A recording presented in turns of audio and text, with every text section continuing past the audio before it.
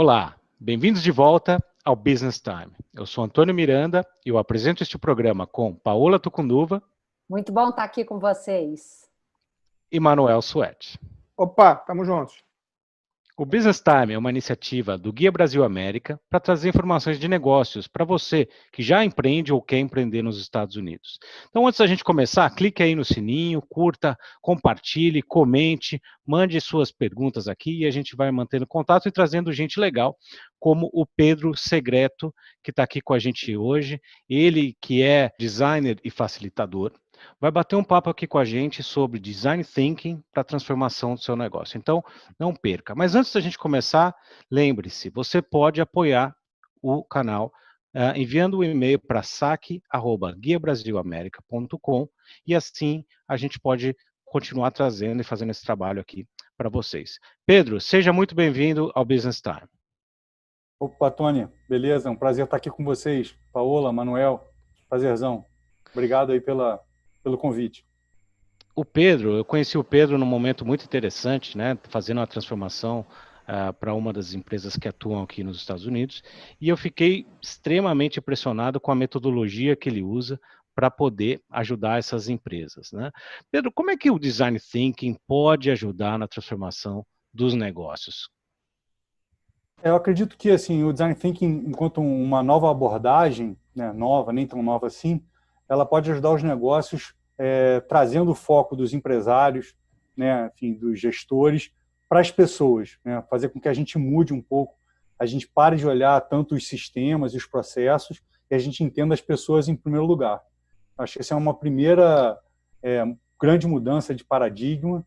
E acho que uma outra coisa interessante que ele traz também, e outras que a gente vai poder abordar aqui ao longo da conversa, é essa ideia da gente prototipar as coisas, da gente testar, da gente fazer ciclos curtos de aprendizado e a gente não ficar esperando ter aquela coisa perfeita para lançar, porque tem alguém do seu lado que vai lançar imperfeito e vai aprender com o próprio mercado e com isso vai ganhar mais tração do que você, enquanto você está lá no quadro branco, colando post-it, só eu pensando na vida e esperando chegar na solução perfeita, né? Ou desculpa, bati na mesa. E Pedro, quando fala design thinking, canvas, metodologias ágeis, às vezes elas parecem algo um pouco complicado para as empresas, pequenas empresas tradicionais. As startups já nascem com isso na sua essência, mas o empreendedor do pequeno negócio tradicional, isso parece às vezes uma coisa muito distante. Eu queria saber, é possível, é viável, essa metodologia ela está acessível para um empreendedor de uma empresa tradicional, o dono de um bar, de uma padaria, de uma lavanderia? Acho que sim, Paulo, cada vez mais. Né? Na verdade, tem certas coisas que são difíceis, é você encadear muitas dessas ferramentas e muitos desses processos. Mas algumas ferramentas podem ajudar, mesmo utilizando uma só, por exemplo, o Business Model Canvas, ou você se aprofundando numa persona, enfim, em termos da própria metodologia, mas são coisas simples, né? Eu acredito muito que isso traz, não é grandes ideias, não é uma coisa assim mirabolante, né? Pelo contrário, é dar foco, trazer simplicidade e clareza para perguntas importantes que muitas vezes as pessoas não estão habituadas a responder, ou o dia a dia, por ter que botar um negócio em pé, estão ali naquela batalha, vão fazendo aquele negócio e não param para responder certas coisas, para organizar certos pensamentos, certos direcionamentos que podem ajudar que eles desperdicem menos energia na jornada deles, né? Incrível. Você sabe que eu li um artigo seu chamado A Mola Mestra no Medium.com e achei incrível porque você traduz numa linguagem muito simples, né? Post-its na parede qualquer pessoa pode fazer, porque inclusive você ensina o passo a passo. Eu adorei, porque eu realmente acredito que essas são ferramentas que podem transformar e elas são mais simples do que parecem. Eu não tenho como falar sobre esses processos, sobre essas metodologias, sobre essas abordagens, sem deixar de dizer que assim, eu acredito que a colaboração é a grande ferramenta que a gente tem hoje em dia para poder resolver os problemas desse mundo complexo, ou VUCA, assim como a gente quiser chamar. Eu acredito que da colaboração da multidisciplinaridade de olhares, das várias perspectivas que a gente pode botar numa mesa e trabalhar de forma ordenada, né, que vem as grandes respostas e que vem a famosa agilidade, talvez a inovação. Né? Mas, para mim, tudo isso são ferramentas, são meios para a gente operacionalizar a colaboração. O quente mesmo, o negócio, é a gente conseguir extrair o melhor possível dos nossos times, que muitas vezes estão ali separados em departamentos, ou mesmo numa indústria, numa empresa pequena, estão ali cada um na sua mesa, passando, né, de forma linear aquela tarefa. E acho que a colaboração, a multidisciplinaridade é o que traz potência para a gente. Né? Então, Canvas, ferramentas, metodologias, existem muitos, já existem há muito tempo, virão ainda muitas mais. Acho que o importante é a gente conseguir usar elas como meio e não como fim. Né? O que a gente tem que fazer é operacionalizar a colaboração para chegar em resultados mais efetivos. E é interessante que nós 4 aqui já vivenciamos isso, e eu queria fazer uma parte, porque, para mim, Design Thinking ficou uma palavra de modismo também, né, porque as startups usam isso, mas as empresas grandes também começaram a dizer, né, desde SAP, etc. No final do dia, é uma metodologia criativa para resolver problema, e você falou sobre a questão de problema. Mas é importante que, por exemplo, nós 4 vivenciamos isso, porque muitas vezes as pessoas, seja uma empresa grande, né, o executivo que está no dia a dia ali, ele acha que vai fazer, mas não consegue, porque ele está no dia a dia ali, não consegue ter aquela questão de dar um passo para fora. O exemplo da Apollo também é muito oportuno, porque uma empresa pequena, um empreendedor tradicional, ele tem o problema dele, mas ele está tão envolvido no dia a dia que ele não consegue usar. O que eu estou querendo falar aqui? Estou querendo dizer que é muito importante para uma metodologia de Design Thinking dar certo, de que você tenha ajuda de profissionais, certo? Sejam coaches, como é o caso da Paola, né? Eu e o Antônio, a gente já trabalha com isso, dando consultoria para empresas de internacionalização através do IBI, e você também, que está envolvido dentro com grandes empresas. O fator crítico de sucesso do Design Thinking, seja empresa pequena ou grande, é você ter um facilitador que consiga não estar no dia a dia envolvido para que mantenha essa disciplina e essa metodologia, Pedro?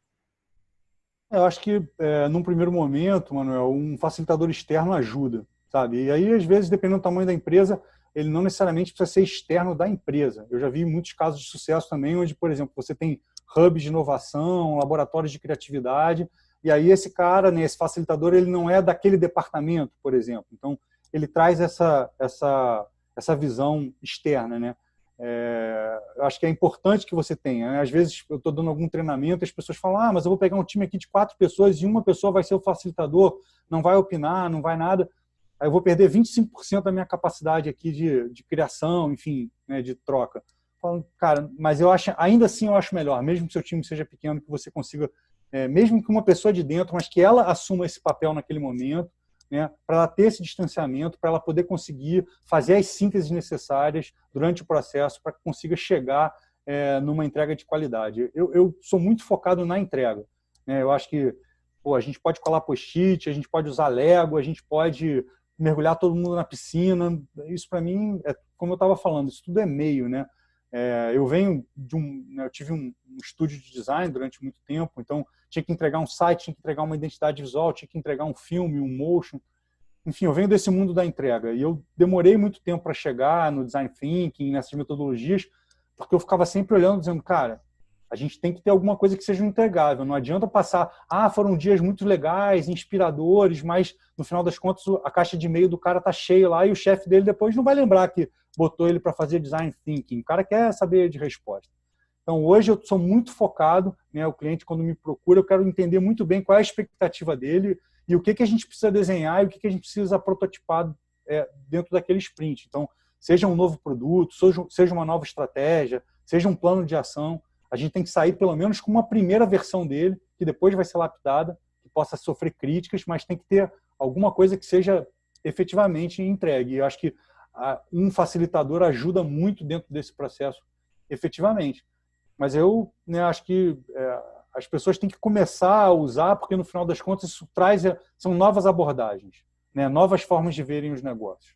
Essa questão, por exemplo, do human-centered design, né? Assim, se você colocar o cliente, colocar o usuário, colocar o teu colaborador no centro da tua tomada de decisão, eu acho que isso é uma grande mudança, que vem a reboque também da transformação digital, de uma série de coisas. né, a gente abandonar o pensamento pós-revolução industrial e se adequar a uma nova realidade. Enfim, acho que essas coisas elas devem começar a ser utilizadas e pensadas e trazer cultura para dentro das empresas, seja uma padaria, seja, né, um negócio, uma startup, seja uma grande corporação, né? Eu tenho experimentado isso em empresas de diversos tamanhos e dimensões, iniciativas de impacto, negócios sociais, enfim, também coisas pequenas, coisas grandes. E o que eu posso dizer para vocês, eu uso para mim mesmo, porque assim, acho que a gente tem que, né, walk the talk, né, assim que vocês gostam de falar.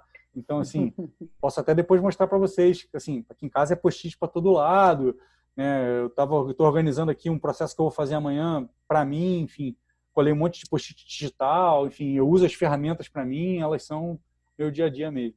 Legal. E Pedro, tem, né, como o Manuel falou, caiu no gosto público esse termo design thinking, né? E eu até me questionava, assim, gente que era tão jovenzinha fazendo design thinking, sem experiência, como é que isso aí ia dar certo? Qual que é a diferença entre design thinking e design sprints que você, eu lembro uma vez, conversou comigo? Então, o design thinking, né, ele vem já da década de 90, até mais para trás, se a gente quiser falar. Enfim, esse termo já apareceu na literatura até antes, bem antes. Mas, enfim, já é alguma coisa, é um pensamento já um tanto quanto sedimentado. Começou em Stanford, né, na IDEO, o Tim Brown tem um livro que é, digamos, o filme que deu origem à série. E eu acredito que o design thinking, ele para mim, na minha primeira vez que eu me aproximei dele, ele é muito mais uma filosofia, sabe, Tony? Ele é muito mais uma forma de pensar e de abordar as coisas. Se você lê o livro, pelo menos no meu entender, se você lê o livro do Tim Brown lá, que é, enfim, desses livros seminais para design thinking, eu gosto muito das ideias, mas eu não curto muito as aplicações, sabe?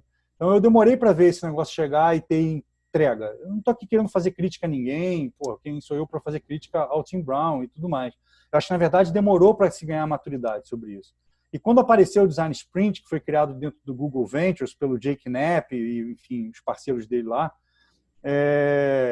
eu enxerguei naquilo ali uma coisa muito interessante, porque, na verdade, dava aplicabilidade muito direta e prática a ideias que eram interessantes, mas que estavam ali meio que voando um tanto quanto para mim. Eram um pouco etéreas, sabe? E aí o que os caras fizeram? Eles pegaram ali as ideias do Design Thinking, trouxeram alguns rituais, algumas experiências, ferramentas das metodologias ágeis, né? Juntaram isso numa agenda de 5 dias para você sair de uma pergunta ao protótipo e ao teste de um protótipo no 5º dia. Então, como eles gostam de falar no livro, é uma máquina do tempo, né? Assim, você muito rapidamente já começa a ter feedback real do teu cliente, do teu usuário, sobre alguma proposta de negócio, sobre algum serviço, algum produto. E aí a gente aprende muito com isso. Então, assim, o design thinking, né, simplificando, o design thinking para mim está mais lá no alto, numa coisa de mentalidade, de abordagem, de uma filosofia, né? E o design sprint, digamos assim, é uma forma de se aplicar, uma das muitas formas de se aplicar ele na prática. E eu gosto dos sprints por uma questão das minhas próprias características, de ter essa questão desses shots rápidos, de intensivos de criação, execução e teste, né? Então eu me vi muito apaixonado por isso e comecei a testar e usar das mais diversas formas possíveis, no mais diversos ambientes e, enfim, cenários. E felizmente tem dado certo, assim, tem conseguido chegar a bons entregáveis, né? Acho interessante você falar isso, porque da empresa que nós fizemos o processo juntos aqui nos Estados Unidos, se eu não me engano, de 8 objetivos já foram realizados 5. Que para uma empresa grande é bastante coisa, né? Em menos de um ano aí. Eu tenho trabalhado cada vez mais, Tony, assim, como eu tenho tido a felicidade de conseguir trabalhar com grandes empresas, eu tenho sido chamado cada vez mais e mais para desafios muito complexos, muito complicados mesmo, né? Sempre dá aquele friaço na barriga, chego sempre tremendo, mas, enfim, confio no fluxo, vamos lá, enfim, a entrega das pessoas, sempre vem profissionais e times muito bons. E aí uma coisa que tem, cara, é como esses problemas são muito importantes para as empresas. Você imagina, cara, você pegar uma empresa grande, o cara te botar sei lá, 8 pessoas, né, importantes dentro da empresa, tirar uma semana delas longe dos e-mails, das caixas de WhatsApp e tudo mais, o cara tem que estar com um problema mesmo. E aí as pessoas querem resposta e querem respostas efetivas para serem aplicadas logo, né? E isso me força a sempre estar estudando, né? Eu gosto de dizer que cada processo que eu faço muda todos os próximos, porque, enfim, tudo é um grande aprendizado e me força a estar muito atento, né? E buscando sempre as melhores ferramentas, as melhores formas para conseguir chegar nesse entregável que seja o mais rápido possível aplicável. Não quero saber de inspiração, né, de diretrizes difusas sobre algumas coisas, não. Cara, a gente tem que ter uma solução. E, Pedro, dentro desse trabalho que você tem vivido, e eu imagino que ainda mais agora nesse momento de crise você deve estar sendo chamado para, vamos dizer, para encontrar soluções de grandes desafios. Queria que você falasse um pouquinho de quais têm sido aí esses maiores desafios e oportunidades que você tem observado nesse momento de crise e as soluções que vocês têm encontrado para inspirar as pessoas que talvez estejam enfrentando algum desafio semelhante.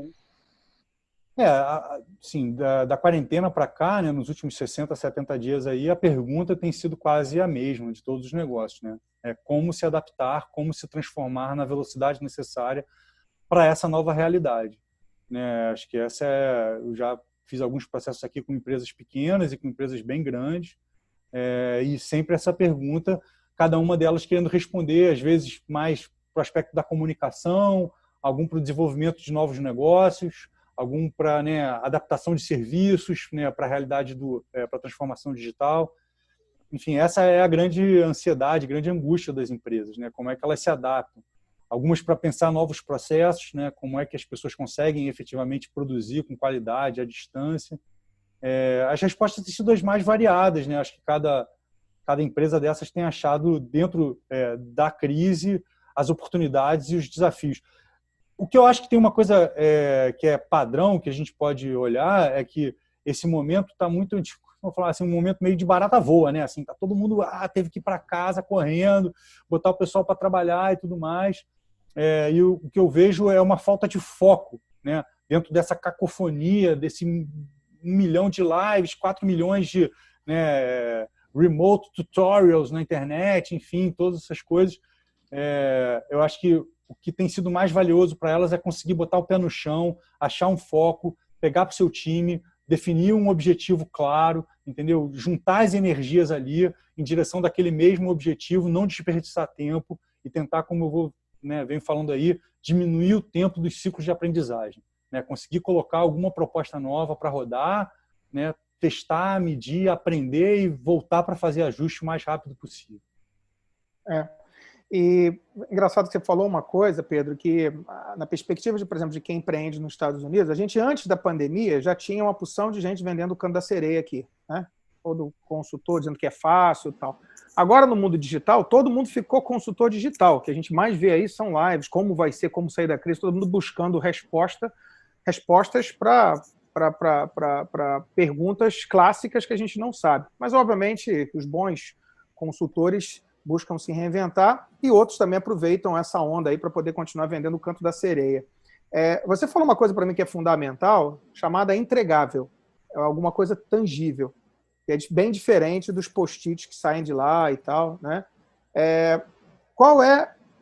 dá um exemplo, sem talvez dizer do cliente, o que, por exemplo, uma pessoa pode esperar numa proposta de 30 dias ou de 60 dias, depois de fazer um design thinking de forma estruturada, focada. Dá um caso de sucesso real de um entregável. Aquele cara que falou, eu entrei com um problema X, saí com a solução Y em 30 dias porque a gente fez isso. Porque eu acho que aí fica fácil das pessoas entenderem, sair do mundo, né, de post-it, de que eu também posso te ajudar a resolver perguntas grandes e fazer uma coisa mais focada. Sobretudo para quem está precisando ter resposta rápida, né?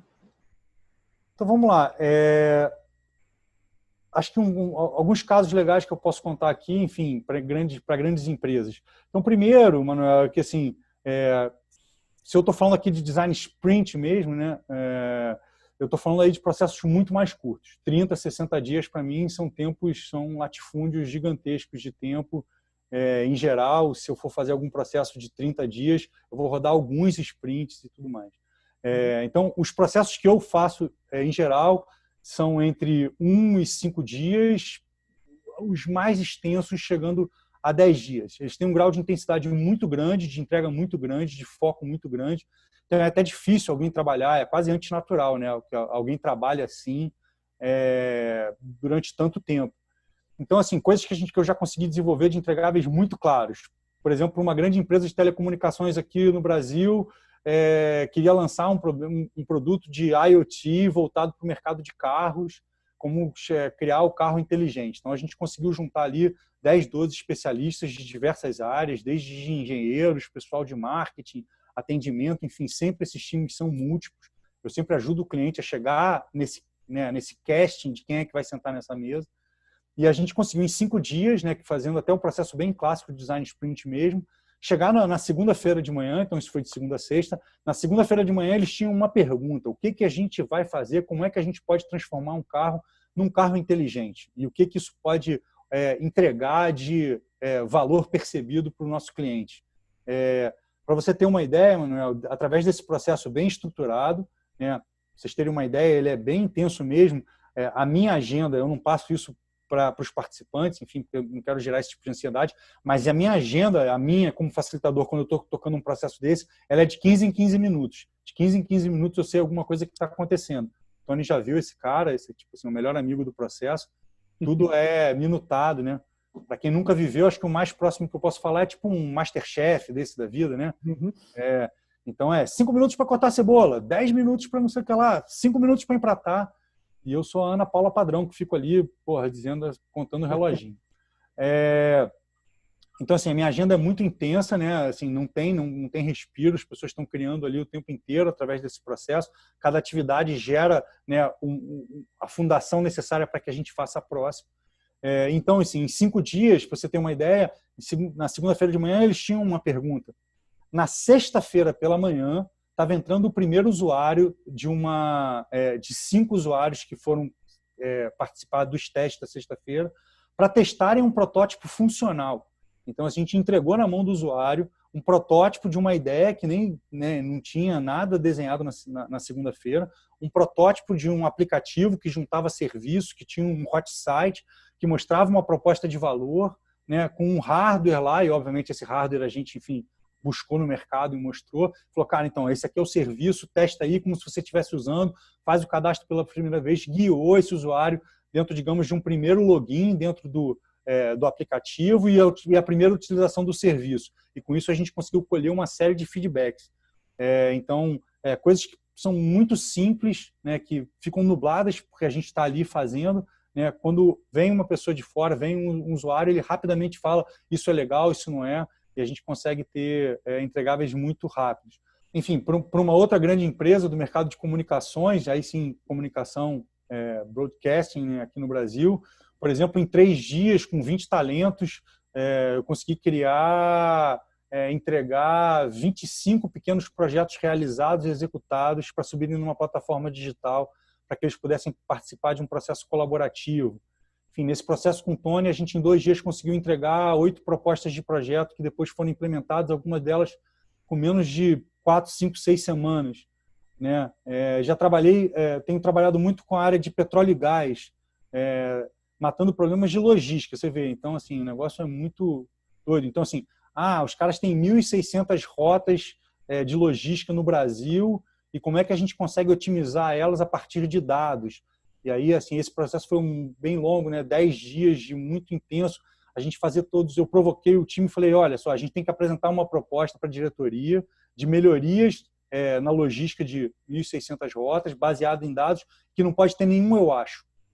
Fico brincando com eles, falo assim, toda vez que alguém fala eu acho numa reunião de trabalho, morre um ursinho carinhoso. Então, não tem mais eu acho.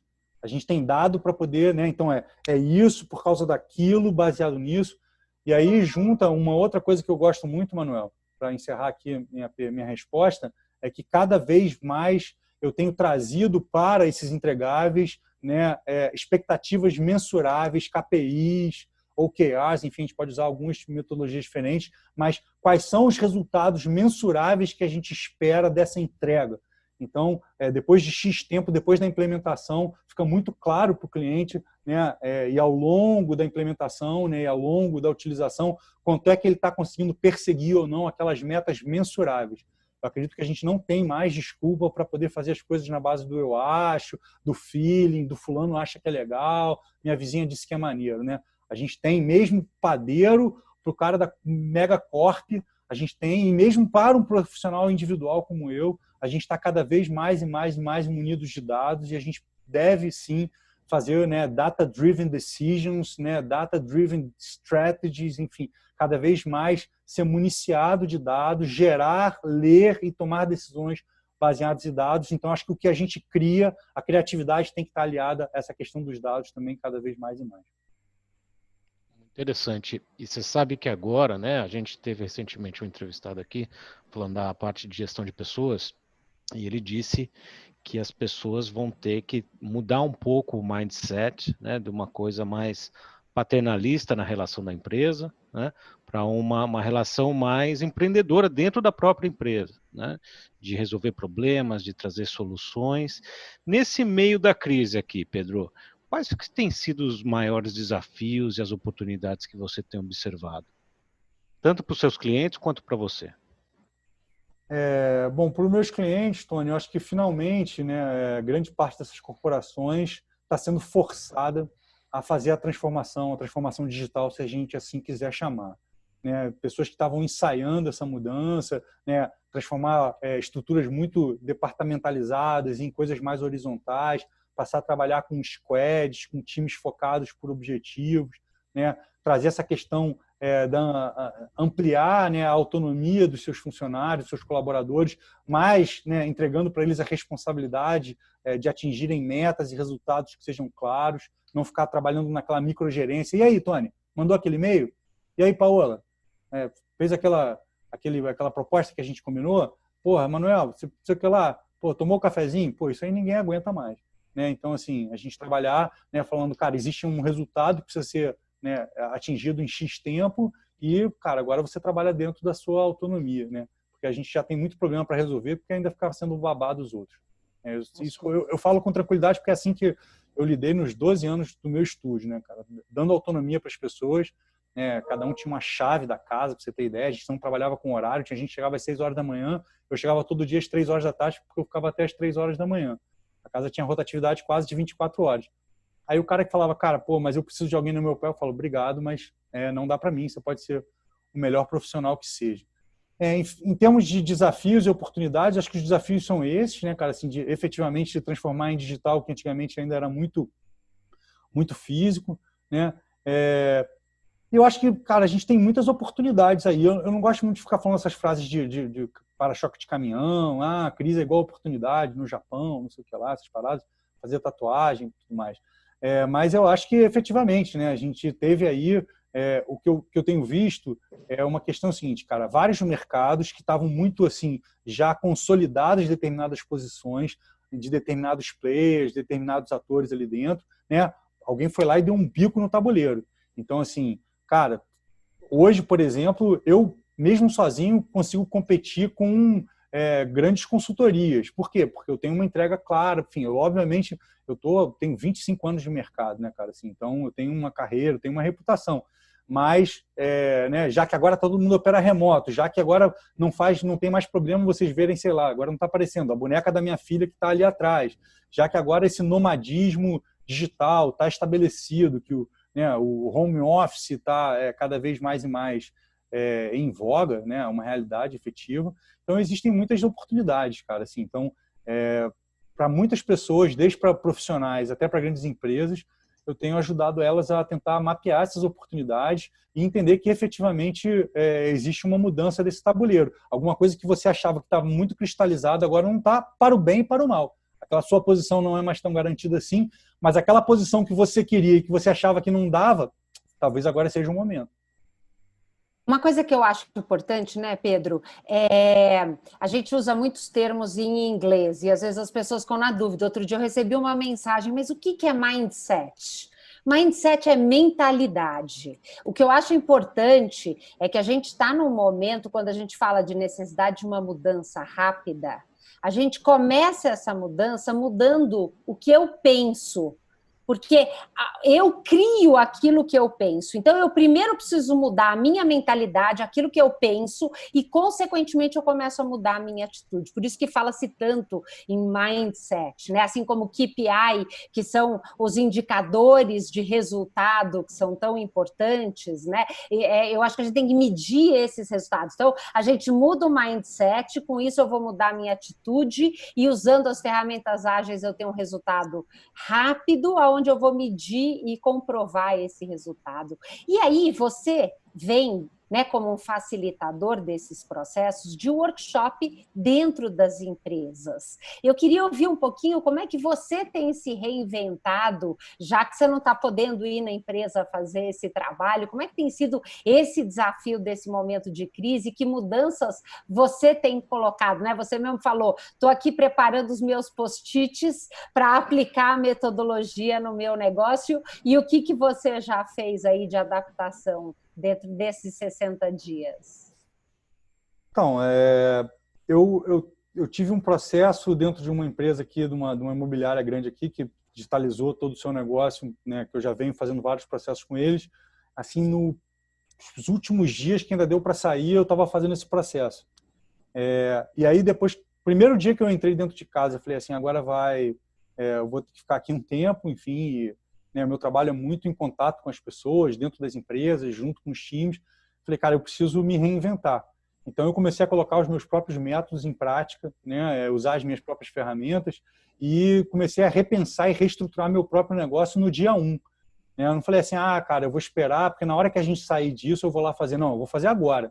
Até porque, assim, não existe vácuo, né? Assim, a empresa grande que me contratava, se ela precisar de um trabalho remoto, eu falar, não, eu sou o cara do post-it de verdade, do presencial, vamos dar um tempo, vamos esperar isso passar, né? Ele vai falar, eu queria muito fazer com o Pedro, mas não vai dar para fazer com o Pedro, eu vou fazer com o fulano, com a cicrana.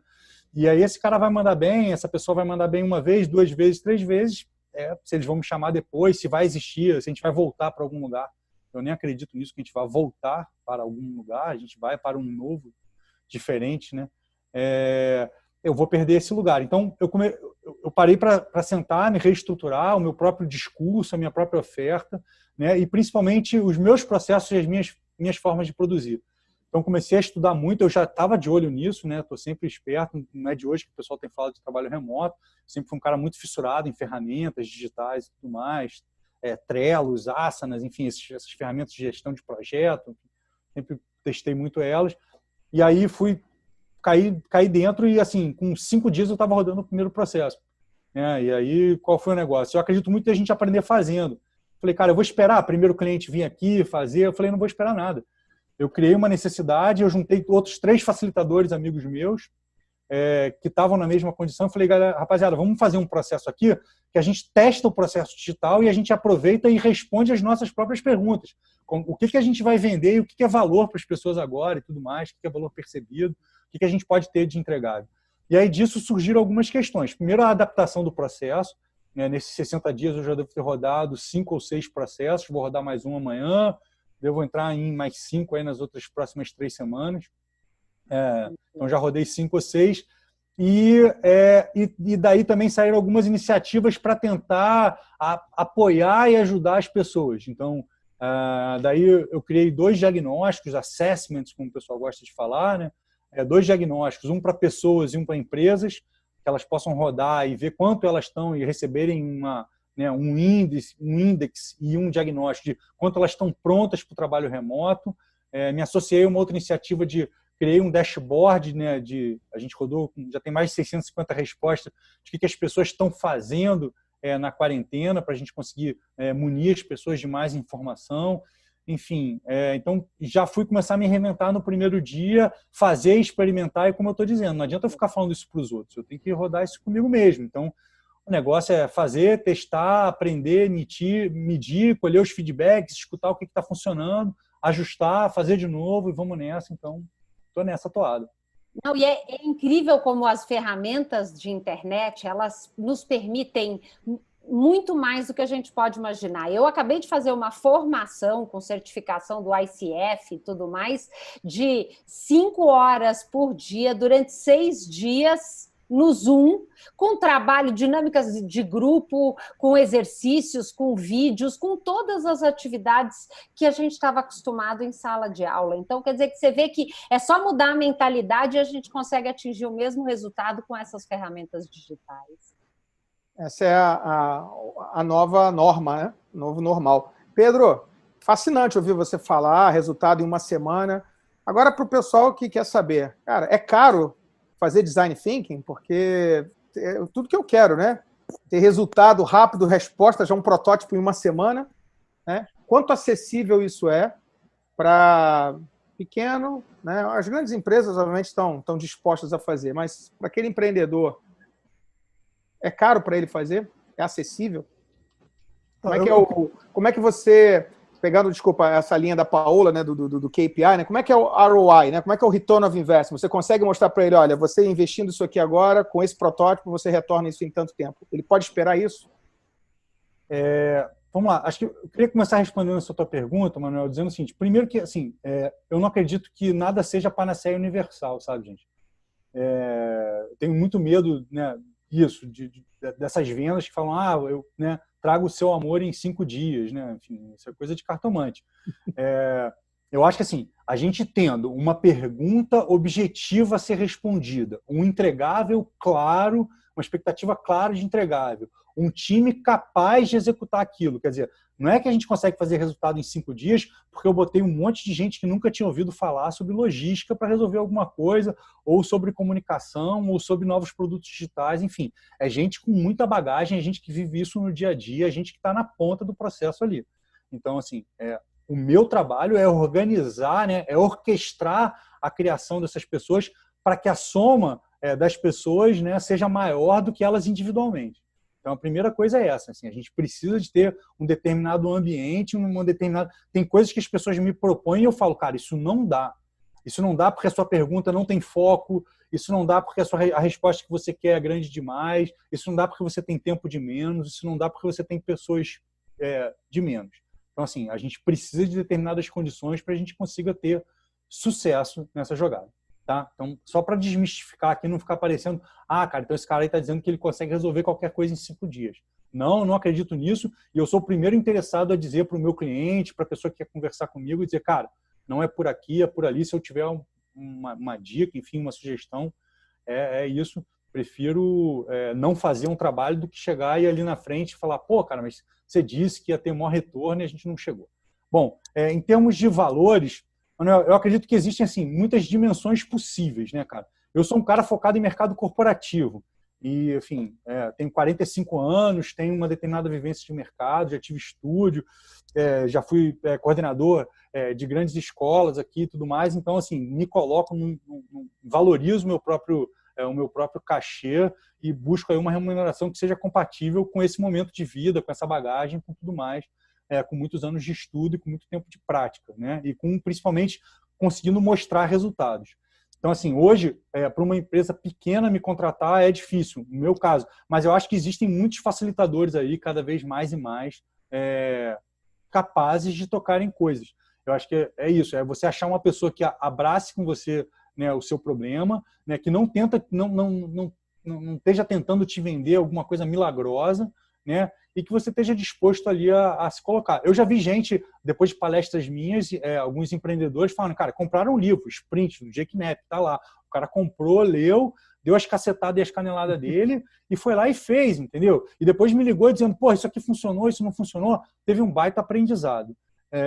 Eu diria que o valor, Manuel, ele acaba, ele é proporcional também à quantidade de profissionais que você vai colocar ali dentro. Isso depende muito do time que você tem. Então, se você quer ter um protótipo, por exemplo, de um aplicativo em 5 dias, você precisa ter um designer gráfico ali que possa dar conta desenhar a sua interface. Você precisa, a princípio, ter um cara de UX, User Experience, que possa pensar como é que é aquele fluxo de navegação, como é que é a estrutura daquela experiência. Você precisa ter um bom redator que possa escrever os textos para que, né, você não vai entregar para o usuário final um negócio escrito não, porque aquilo ali vai acabar com a mágica do teste na primeira vez. Ele vai olhar e falar, eu sei que eu estou usando um protótipo, não é isso que a gente quer. A gente quer que ele pareça que ele esteja usando uma coisa real. Enfim, então, dependendo, né, às vezes as empresas têm que contratar 4 ou 5 caras de fora para poder tocar. Então, isso vai encarecer esse processo. Né? Às vezes a empresa vai dizer, não, cara, se eu vou pegar 4 diretores meus, quanto é que custa uma semana do trabalho deles e for né, botar no custo do processo também, isso vai dar um valor. Mas eu acredito, né, e tenho experimentado isso, Manuel, assim, que esse trabalho, se bem feito, e é lógico que eu já errei, e é lógico que eu tenho histórias né, que não deram certo para contar para vocês também. Até tento mensurar isso dentro dos meus processos para saber mais ou menos quantos % dão errado. Mas eu acredito que ou o meu trabalho reduz muito o tempo e a fricção posterior para que aquilo seja implementado. Então, portanto, o cara ganha em curto e médio prazo tempo, foco no seu investimento, objetividade e tudo mais. Então, portanto, ele barateia, né, a operação dele, ou eu não estou fazendo o meu trabalho direito. Se você está dentro da sua planilha de custos, falando assim, cara, eu tinha 10 coisas que eu fazia e agora eu vou chamar um colador de post-it e eu tenho um 11º custo, isso não tira nenhum dos outros custos ou não diminui nenhum dos outros custos, cara, só para colar e botar no LinkedIn uma foto maneira do teu time colando post-it, acho que isso não está valendo. Então, vou te dar um exemplo bem pragmático. Eu parceiro muito com um estúdio de branding design aqui do Rio de Janeiro, né, que também tem grandes clientes. E aí eu comecei a trabalhar na transformação do próprio processo interno deles. Então, dentro de um processo tradicional de design, de branding, de identidade visual, eles faziam isso em 3 meses, era a entrega deles. A gente foi, através dos processos colaborativos, de novos tipos de abordagem, de dinâmicas, ferramentas e tudo mais, fazendo um processo inicial de imersão junto com o cliente de 4 dias, o trabalho deles caiu para 4 semanas, a entrega de 3 meses. Então, numa entrega que eu considero até melhor do que a que tinha anteriormente. E de onde é que vem isso? Vem que você tem muitos acordos, muito alinhamento com o cliente, não tem aquele negócio que ele vai e volta e tudo mais. Então, você imagina que eles antigamente faziam, um time entregava a cada 3 meses, e agora aquele mesmo time entrega a cada 4 semanas. Ao final do ano, quanto é que isso girou de dinheiro, quanto é que teve de ROI para eles no final em terem investido e terem embutido dentro da sua própria prática os processos colaborativos. E aí eu comecei a rodar com eles e hoje eles ganharam independência e autonomia. Então, 80%, 90% do que eles rodam lá, hoje em dia, eles rodam com profissionais internos, entre eles e os clientes, e para desafios mais cabeludos, malucos, escalafobéticos, eles continuam me chamando. Muito bom, Pedro. Eu vou... Antônio, a pergunta foi para provocar mesmo, porque eu acho que o ponto fundamental aqui é o seguinte, esse é a tônica do Business Time, né? Tem muita gente vendendo o canto da sereia, o post-it, mas as pessoas que querem trabalho sério, querem valorizar capital intelectual, que é uma das coisas que a gente fala aqui, elas sabem que isso tem um preço e tem um retorno também. Então, obrigado pela forma como você respondeu, porque é isso que o nosso ouvinte aprecia, né, Antônio? Não, sem dúvida. E sempre com aquela frase do Dale Carnegie que 1 hora de planejamento substitui 10 horas de erros, né? De refações aí. Pedro, muitíssimo obrigado por ter estado aqui com a gente hoje. Espero que você possa voltar um dia desse para trazer mais aprendizados com todas as empresas que você passa por aí. Pô, eu que agradeço, o papo ótimo aí, né? As perguntas botam a gente para pensar, enfim, é sempre bom trocar ideia. Me coloco à disposição aí de vocês, em primeiro lugar, para qualquer momento participar do que quer que vocês façam. E, enfim, e do pessoal que escutar aí também, querendo tirar dúvidas, querendo entrar em contato, pode mandar e-mail para contato@pedrosegreto.com ou entrar no site pedrosegreto.com ou me procurar aí em Instagram e LinkedIn, principalmente, Pedro Segreto, acho que só sou eu no mundo, então tá fácil de achar. Fico feliz em poder compartilhar meus aprendizados, em trocar, enfim, no que eu puder ajudar. Tô doido para tocar um Alemar aí, um remoto com o pessoal dos Estados Unidos, me chama que eu vou.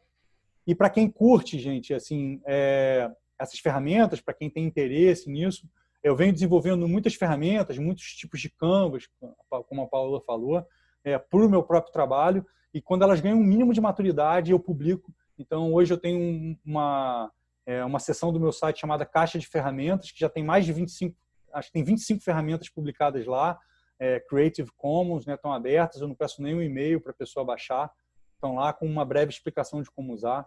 Enfim, acho que é importante a gente botar a roda para gerar, eu acredito muito nisso, não adianta ficar sentado em cima de conhecimento, trocar é muito mais importante e a gente aprende muito mais e se conecta, isso é que é bom. Então, muito, muito obrigado mesmo pela oportunidade e estou aberto aí para trocar com quem quiser falar depois sobre métodos ágeis, colação de post-its, enfim, métricas, essas coisas todas que eu me amarro.